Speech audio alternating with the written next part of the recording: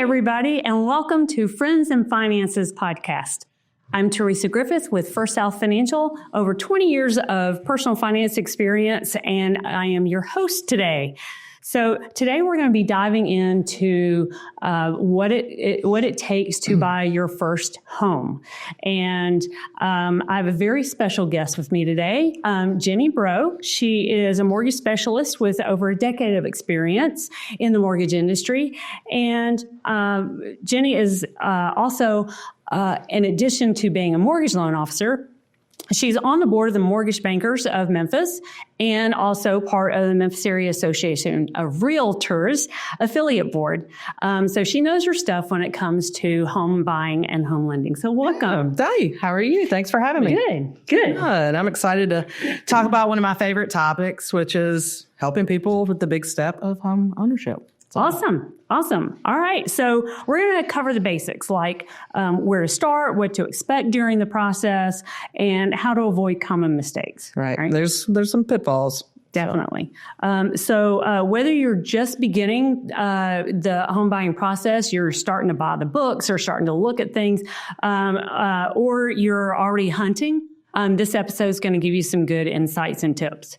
So let's just jump in. Yeah, let's do it. All right. So Jenny, for somebody who's never bought a home before, what do you think is the first step they should take? First step is getting pre-approved, which is coming to a lender. And that's a big step because it's going to tell you how much house you can afford. It's also going to let the seller know that you're a really serious person and that you want to buy a house because you've already got the finance part all set up. And it gives you a clear budget that you can work with, and it helps you and your loan officer helps you figure out what would be a comfortable price for you to pay every single month.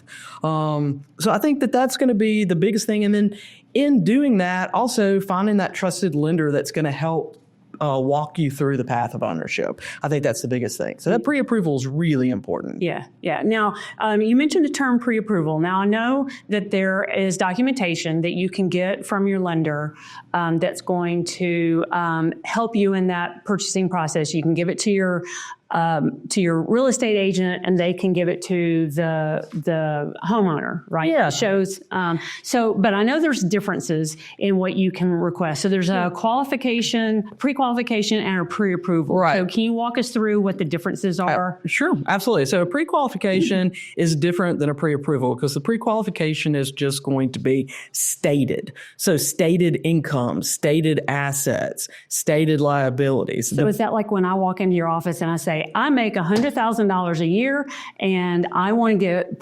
approved for such and such house because I want to buy that house.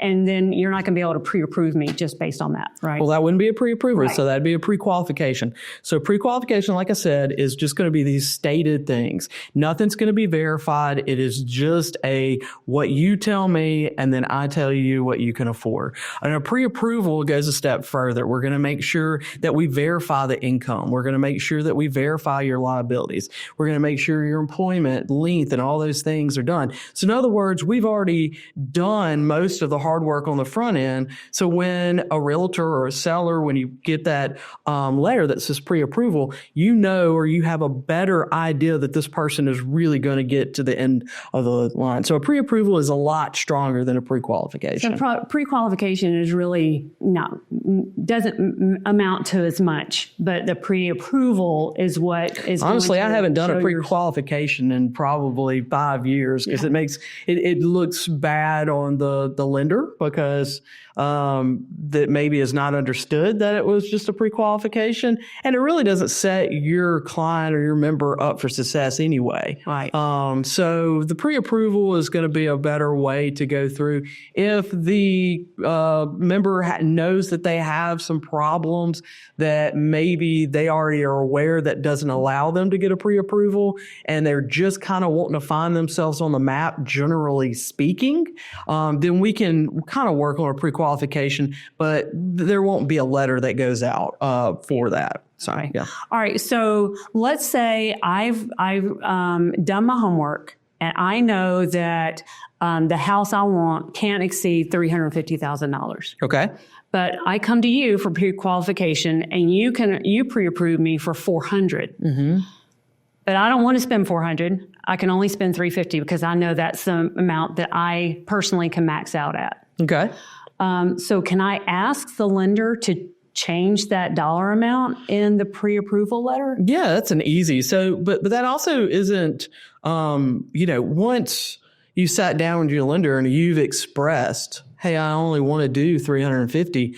I'm only going to write the letter for 350 because there's no reason for anybody to know that you can go to 400 if you're not willing to go up to 400. So there's no reason for the realtor to know that. There's no reason for the seller to know that. So there's no reason to have a piece of paper that says 400 if you're not willing to go there. Yes. Now, the one thing that you do want to take into account is that your lender has told you for every $10,000 over 350 or under 350, how much that changes in your monthly payment. Because sometimes you'll walk into a house and you say, oh, I don't want to see it because it's $360,000.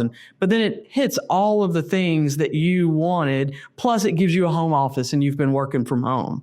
And if you know that this is only going to cost you, say, $52 a month more, then it gives you the ability to walk into that house and say, is this worth $52 more a month on there? So that's a conversation that you have with your lender as well to make sure that you kind of know what that will change monthly to be able to assess the house if it's the right fit for you. And if that's the right fit, then I can just call you and say, hey, so thanks for the letter, but can you change that to 350? Since I've already been approved for a higher amount, you can easily make that adjustment. Yeah, but hopefully by that point, you started gathering your what I call like the realtor crew. You're going to have your realtor that's with you and then maybe the home inspector, and you're going to start getting the people to surround you that's going to help make this process easier. So a lot of times by this point, you're kind of maybe stepping out a little bit and your realtor is stepping in and saying, hey, we're negotiating. And I might need a letter that says, 340, 345 and 350.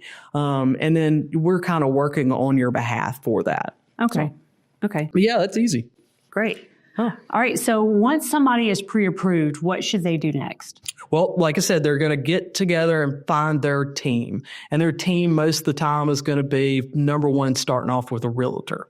And the reason that you want to go to a realtor is because they've already been in the business or the game for a while, and they've already collected their circle. They've already got their home inspector. They've already got the people that, if there's a plumbing issue, if there's an electrical issue, they've already built up this team. So you're not having to go out and find all these new people. It's just a ready, set play. So the next thing is you really want to find who do you work with well? Who do you know that's in the realtor business? And maybe your lender can also give some references to you as well. So that's going to be your next thing is building up the team. Once you have your finances down, now you need to find the team that's going to help you find the house that fits for you. Right, right. Good tips. Yeah. All right. So what are some common costs that maybe first-time buyers don't think about or that they just didn't know to ask? Yeah, so the thing that I think catches most people off guard is the actual closing costs on a house. You have an additional 2 to 5% besides the down payment that is part of closing costs. Now, those are all negotiable, and that's why you want to make sure that you have a good realtor to be able to negotiate those closing costs and what's going to be pulled into the contract. But you've got to pay, for an appraisal. The appraisal is going to certify the value of the house, the collateral that you're getting a loan on. So you have to pay for that. There's also going to be a settlement agent or attorney that's going to be working and recording deeds for you. Doing the state transfer taxes is something else in Tennessee. I think a lot of people are surprised about as well. So those kind of fees, but that's another part of sitting down with the lender, getting that pre-approval, getting a mock estimate, and kind of finding out what those are going to be. Right. On there. Right. Yeah. So there are no surprises. No, we don't like surprises. One thing that I've always heard is when you're looking for a house, save. There's save as much as you can because all of these things are going to come up. And if not here, it might come with repairs that you decide you're going to do for yourself as opposed to have the seller do them. You're buying an asset, and that asset's, of course, going to have an incurred cost. And, those costs are taxes. They are homeowners insurance. they are maintenance, they are homeowner association fees. And so, but it's still an asset. And so, you've got to take care of it or the asset depreciates. Right. So, Right. yeah.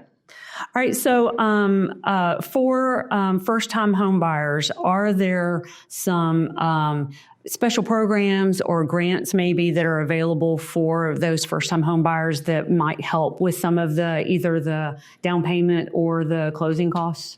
Yeah. So there's plenty of programs. Most of them are through government, so state, county, and city type down payment assistance. There are grants floating around every now and then. You just have to time those right. Each one of them is going to have its own, I call, hurdles to jump through to get to it. And it's really, you need to be with a lender that, does know how to, navigate those and what they are available for. So there's a lot of caveats to that, but they are definitely there. You can always go to, such as the Tennessee Housing Authority.